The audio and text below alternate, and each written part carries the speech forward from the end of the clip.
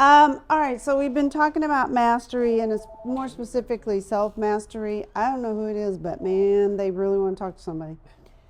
Um, so I've said a lot. Some of y'all haven't been here as long. I say all the time, accurate, truthful self-assessment.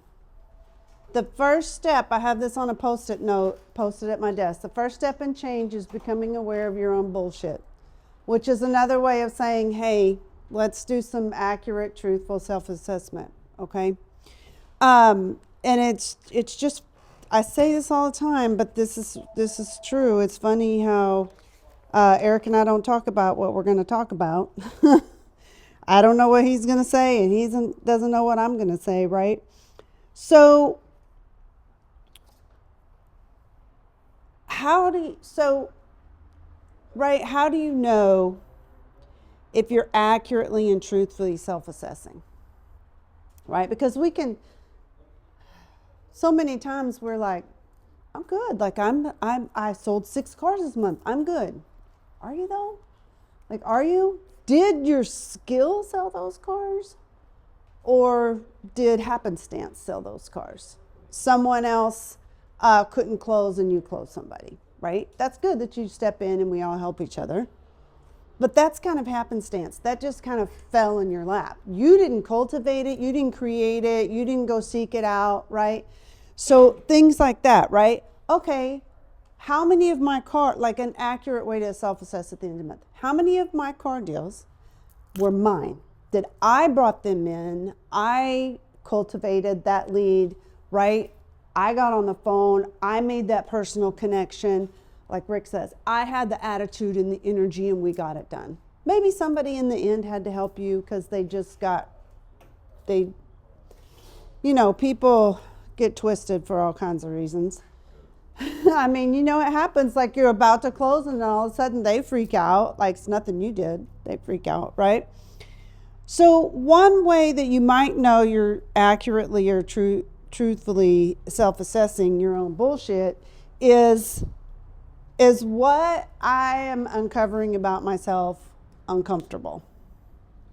If it's making you uncomfortable and making you feel like, oh shit, like that really sucked, well, you're probably telling yourself the truth, right? If every time you self-assess and you go, man, I'm it, this is like I'm the one, right? As successful as we are, or people like Andy Elliott are, they didn't get there because they went, yeah, this is good. Like I'm it. I'm the shit. I'm the king, right? Like, no, it's because they said, okay, this is good, but what else is there? What more? What more can I scrape off and figure out and change, right? To become even more. Because I got here, so there's probably something above this, right? Not, if you believe that you've hit the pinnacle of what you could be, then you're not accurately self-assessing. All right, another way is you might try to reason away or excuse your actions. Well, I know that like 4 of my car deals were because I had to take somebody else's customer, but I did a really good job and I closed them.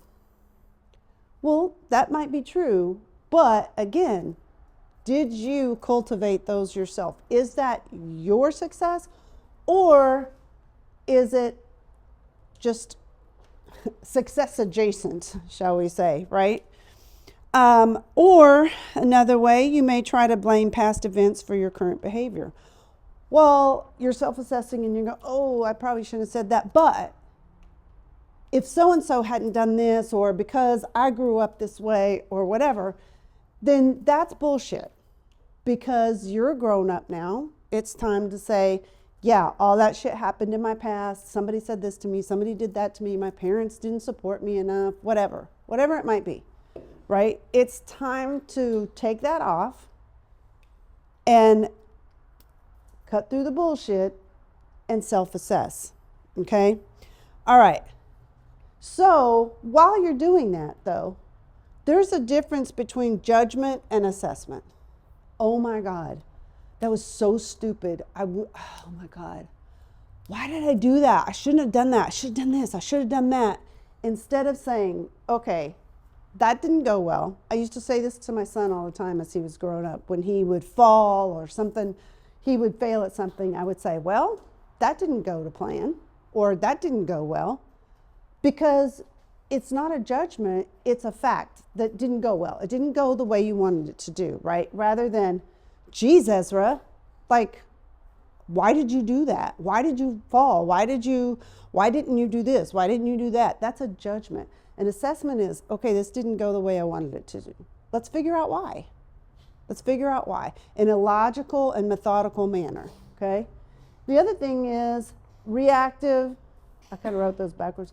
Anyway, proactive versus reactive, right? You have a failure and you react to it, right? And then you come back to judgment, right? If you're proactive, you're going to go, okay, here's how my week was. What do I need to do? Or you're going to look at the things that you did the day before. And I'm relating this to business, but it relates to anything in your life. Okay, how did I handle that situation? Okay, what can I do the next time I'm in that similar situation? The next time somebody triggers me, what can I do and how can I react, right? Because then you're making an assessment of your part in a situation and whether you applied your knowledge as successfully as you would have liked to. Then you're proactive and then you're thinking about solutions, right? Like the story this morning when the guy said, what do you want me to do? Right? It's you. What do you need to do in order to be successful in a similar situation the next time it happens, right? That's being proactive. I could do it, write it down. If you think in your mind, here's what I don't like about how I handled the situation or what I said or what I did or whatever it might be. And here's what I would have liked to have said or done, and write those down and compare them. And a lot of times when we write things down, like they stick in our brain more, right? All right. So then are you going to make a course correction or are you going to self-sabotage, right?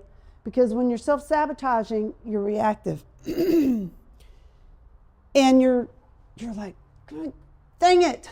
Like, why? Then you get all up in your head about it and you're reacting emotionally to something that can be fixed, right? It's just a learned behavior. It's a trigger, or it's this, or maybe I didn't pay attention to the customer as much as I thought I did. And so I went this way and they needed to go that way, right? Don't self-sabotage, because then you're stuck in your head about it and you're judging yourself and you're reacting and you're self-sabotaging. And you're not going to handle it better the next time, because that memory is going to be there in your head. Oh, I screwed this up last time. What am I going to do? No, we're going to course correct. We're going to be proactive, and we're going to, because we've made an assessment, we've thought about the things that we could do better, and we're going to implement them instead of swirling around in self-doubt and fear and blame and whatever else it is that we get going on in our little brains. Because sometimes our thoughts are not our friends. And on that note, you don't have to believe everything you think. You don't have to, right? It goes back to what we talked about last week about domestication. People telling you things your whole life about how you should be or what you should say or how you should look or what kind of job you should have or what school you should go to, or you should go to school or not go to school or whatever. Who needs college? Well, maybe you want college. You should go. Like, go to college. Our kids, we were like, hey, like, I enjoyed my college experience. I was 36 when I went, but like, there's a really good life experience that you can have at college. But so far, none of them chose to do that. And that's okay, because they're making their way, right? So here's a story I want to tell y'all. So I love to watch the show Queer Eye. What they do for people, like whether you agree with their lifestyle choices or not, what they do for people when they go and help them is amazing. And nearly every episode, I'm crying. So they go to Las Vegas. This season is all people in Las Vegas. And there's this dude, and he's a librarian, right? Well, I didn't know. You have to have a master's degree to be a head librarian somewhere. Like, I didn't know that. So he's this, so I don't know. But, well, what he explained is that the library actually has a lot of resources for people that are free. And they help people find homes. They help people find assistance. Like, I don't know. I don't go to, that's, when I was growing up, you went to a library, got books, and then you could get like movies on the reel-to-reel movies. You could get those. And then soon they kind of got into renting when it was beta before it was VCR. And then Blockbuster came out, and then that was over. But so anyway, so they go, and this guy is very successful at work. He's successful in his community, and he helps so many people. And he has this master's degree, like, and they go to his apartment, and he's like 40 years old or something. He has a futon and a lawn chair and a mattress on a floor. Like, it's bad. Like, it's really bad. Like, it's a mess. So what they did with him is they took these cards and they went out on the Las Vegas Strip and they gave people red flags or green flags. And they said, okay. And they had this card that said, has master's degree, he's a librarian, blah, blah, blah. And they're like, oh yeah, green flag.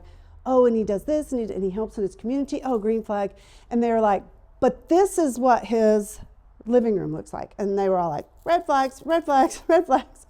You know, so when he took them into his apartment, he was making jokes about it. And he was like, okay, y'all ready? Y'all ready to see where the magic happens? Like, and it was like, y'all, it looked like a teenager lived there all by himself with no adult supervision whatsoever. But he didn't understand until he got outside feedback how bad it really was, because he'd become accustomed to the way he lived, right? So he was not accurately and truthfully self-assessing his current situation and how, and one guy sat there and said, if your living room looks like that, what do your thoughts look like? Like how do you have organized thoughts if you can't even organize a living room? I mean, you don't have to have all the nicest furniture, but like there were clothes and shoes and like it was bad, y'all. Like bad. So he had to sit there and get punched in the face by random strangers about how bad he was doing in his personal life. He was very successful, and he was receiving an award, which is why they were there, and they were helping him just kind of get off on a better foot. All right, so here's some tips, right? How you know that you might have an area where you need to cut your bullshit. Other people have made comments about your actions, about your attitudes. Maybe they've commented about your friends or about your habits, right? So there are some people in your life, and you probably know who they are. They're very good at spotting bullshit. And your friends and your family generally care about you.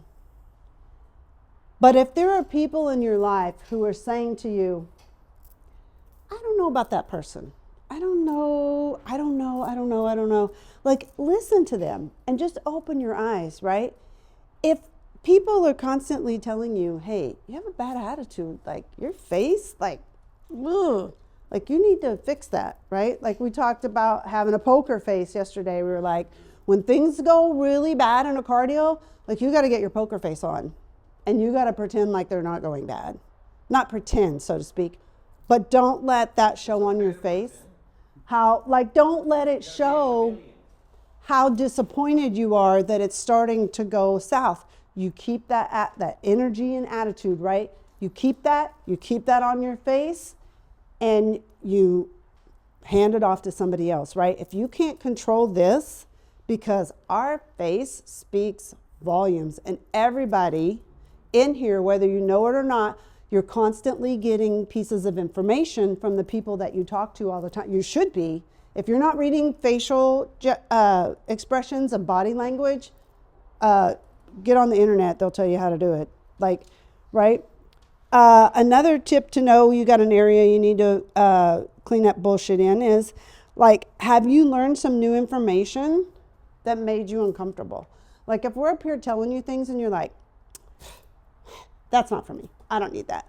Well, that's probably a dead giveaway that you need to write it down and think about it and learn more about whatever it is, right? Have I had conflict with people because they said something I don't want to hear, right? Again, that whole thing of listening to what other people are saying to you, right? Don't just dismiss what someone says to you because you think that they're being controlling or they're being critical. Maybe they're presenting it in a really bad way, but maybe there's a grain of truth in what they're saying that maybe there needs to be some course correction. All right, so when I was listening to one of the books I was listening to, he quoted Abraham Maslow, who was a very well-known psychologist. I haven't read any of his books, but I have heard him referenced many times, especially by Jordan Peterson. It says, if you deliberately plan to be less than you're capable of being, then I warn you that you will be deeply unhappy for the rest of your life. You will be evading your own capacities and your own possibilities, right? So I don't know if we consciously plan to be less than we could be, but at some point we all make decisions that move us in that direction, right? So a couple of things that as we're going through here and as you're self-assessing, right? So the first law of personal growth, people never rise above their own opinions of themselves, right? So you have to have that accurate self-assessment. And how do we acquire this opinion? Again, it goes back to that whole thing of domestication that we talked about last week.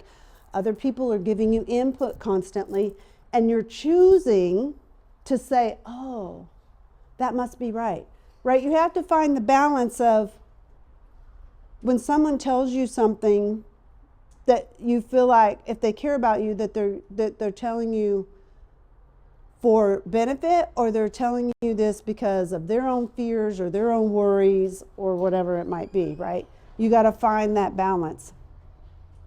So I like Myron Golden says all the time that growth requires intention and attention, but decline only needs neglect, and decline will happen much faster than growth, right? Right? If you get in the gym, it takes a long time. It takes a long time. Our son is like, but I'm not as big as I want to be,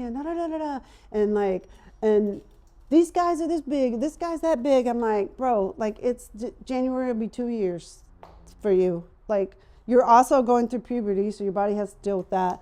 Like there's a lot happening inside of you that you don't know what's happening, what's going on. Like you have to just stay in it, right? Another thing, so this our opinion of ourselves usually stems from self-doubt. And self-doubt happens when we let ourselves down over and over and over and over again. So you got to go back to, why do I feel let down? Let me assess my bullshit. Okay, let me get an assessment of what's happening. Let me be proactive in it, and let me correct my course. As you do this in little tiny ways, personal life, business life, your health, your physical well-being, right? As you make these little tiny courses, sometimes they have to be big and sometimes they're very small. Then we start to get that self-confidence because we get those wins. We win, right? You guys have a 90-day challenge, right? All those little things each day, when you stay on track each day, your self-doubt starts to go this way, and your confidence in your own abilities starts to grow, right? Decline happens much faster. All right. One thing that I like that I was reading, there's like 7 elements of self-mastery.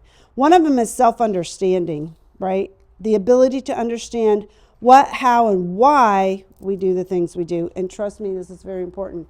Eric used to get so annoyed and so frustrated, and I would say, okay, why do you feel this way? He's like, it doesn't matter. I'm like, yeah, actually it does matter why you're feeling this way, because if you don't know why, you can't course correct. You can't assess it. That's what you have to do. You have to assess, what did this to me? What made me feel this way? Who said what? What happened? And like, why am I so frustrated about one tiny little thing, right? You got to figure it out. It's like mold. Like, you got to figure out where it's coming from. Because if you don't, and you don't get all of it, it's going to come back. All right. Do you understand your strengths, weaknesses, beliefs, attitudes, motives, and defenses and actions? Right? Who in here can tell me one strength and one weakness that they know about themselves?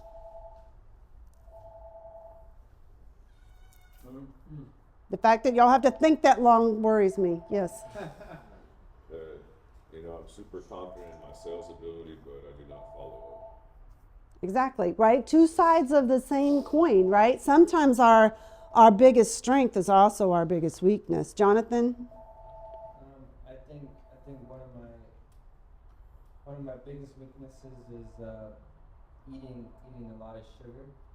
That's for sure. And I feel like one of my strengths is knowing like what's right and what's wrong, and like kind of reading what I'm doing and how to fix it, like knowing what I need to do. But I guess my weakness is not doing it. See, it's the 2 sides of a coin, right? Procrastination is one of my biggest weaknesses. I'm a go-getter. I like to go. I was always like, when I was on the swim team, I was like, when it was meet day, get out of the way, because I'm going to swim all out and I'm just going to rip it up, right? I have all kinds of ribbons. And when I was 13 years old, I hadn't been on was 14, I think. I hadn't been on a swim team for almost a year. And they were having a swim meet, the high school swim meet at the YMCA, and somebody couldn't swim. And the coach had been my coach when I was swimming in junior high school. And he said, hey, I need somebody to swim. I was only 14.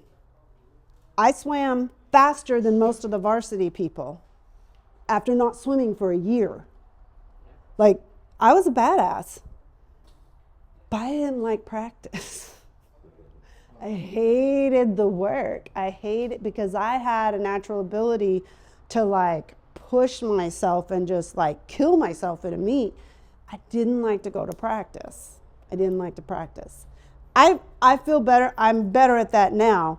But I'm like Jonathan, like I know what to do. I know what it is to do. But sometimes, man, I procrastinate so much because I'm just like, ugh. And then when I finally do the thing, it's not nearly as bad as I was telling myself it was going to be. So anybody else got a strength and a weakness they want to share?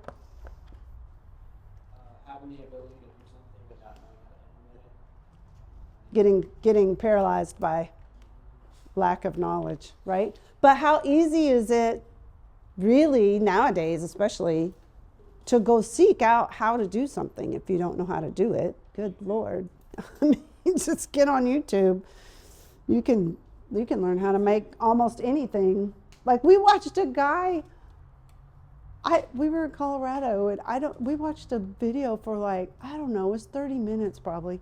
He has a hatchet and shipping and crates, like those. Remember that guy that built a whole house with the little? He had a whole bunch of those the pallets. He had a whole bunch of pallets. He built a whole house in the woods with mud and a hatchet, and I think he had a handsaw. Like, it wasn't a big one. It was probably as big as the kitchen, but it had a fireplace and a place to sit down and a little table. Like he just filmed the whole thing, right? And it was like he was moving fast, but it was like time lapse. But like, it was still like 30 minutes long. I don't know why I don't know what made me think about that. But all right, so remember that mastery is executing effortlessly without the conscious use of resources, right? We practice purposefully until you can practice passively, right? If you're not good on the phone, get on the phone on purpose, right? Get on the phone on purpose and practice your skills. I guess you said there's some word tracks. Give me 30 minutes while I reboot, or 30 seconds while I reboot my computer, right? Like, put yourself in that situation that you can practice purposefully, because unless you practice, you're not going to get really good at it, right? And then as we move through all these little things that we find, right, where we assess and we figure out how to be proactive and we correct our course, each one of those little things is going to be habit stacking, right? And mastery stacking, right? When you, let's see, what did I want to say over there? Oh, mastering self-doubt, right? Last part. Mastering self-doubt. Stop putting the wrong things in your brain and in your life and in your bank account and in your relationships, right? Stop putting the wrong things in. Do the assessment, figure out how to be proactive and course correct, and start putting better quality items in your body, in your brain, right? In your relationships. Right? Start putting the right things in. Remove the things that shouldn't be there. Whether that's food, friends, screen time, other habits that are not good for your body, that aren't going to move you forward, right? Nothing, I like yoga philosophy. It says nothing in and of itself is good or evil. It's whether it moves you toward your goal, right? Does this habit move me toward my goal? No. Going home at night and spending 2 hours playing video games or on the internet and not going to bed till 1 a.m. does not move you toward having a successful morning and being here and being ready to go and having the energy and the attitude that needs to be here for your team, for Eric and I, for your own success, right? So remove that. Okay. Maybe you take it to 1 hour at night, but you got to be disciplined about it, right? That's what you guys are learning to do with your 90-day challenge. Get in there, put the right things in, make better choices, take some of the wrong things out. That's going to move you forward. All right, so I'm excited. So you guys are going to see where you're at on your challenge? Yeah. I'm excited. Excited to hear what you guys have been doing. I just wrote it down. We'll get Brian on there. It's exciting.